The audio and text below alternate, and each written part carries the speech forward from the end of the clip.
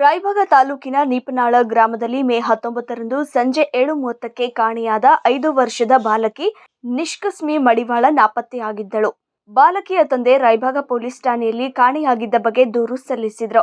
ದೂರು ದಾಖಲಿಸಿಕೊಂಡ ಪೊಲೀಸ್ ಅಧಿಕಾರಿಗಳು ತನಿಖೆ ಕೈಗೊಂಡು ವಿಚಾರಣೆ ಮಾಡುವ ವೇಳೆ ಬಾಲಕಿಯ ಜೊತೆಗೆ ಬಾಲಕಿಯ ತಂದೆಯ ಅಣ್ಣನ ಮಗನಾದ ರಾಜು ಜೊತೆಗೆ ಹಿಂಬಾಲಿಸಿಕೊಂಡು ಹೋಗುವ ದೃಶ್ಯಾವಳಿ ಸಿಸಿಟಿವಿಯಲ್ಲಿ ಸೆರೆಯಾಗಿದ್ದು ಕಂಡುಬಂದಿದೆ.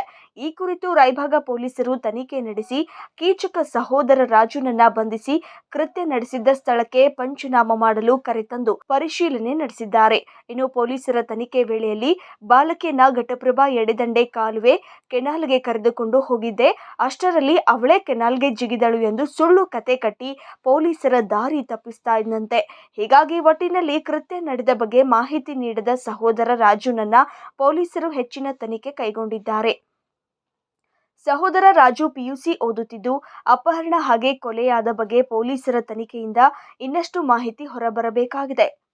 ಹಳ್ಳೂರು ಗ್ರಾಮದ ಬಸವನಗರ ತೋಟದ ಹಳ್ಳದಲ್ಲಿ ಪುಟ್ಟ ಬಾಲಕಿ ಶವವಾಗಿ ಮೃತದೇಹ ಕಂಡು ಇಡೀ ಕುಟುಂಬದ ಆಕ್ರಂದನ ಮುಗಿಲು ಮುಟ್ಟಿದೆ.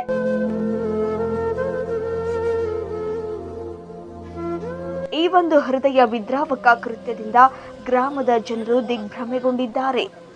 Mahadeva Kamble, satellite news Kannada, Raybag.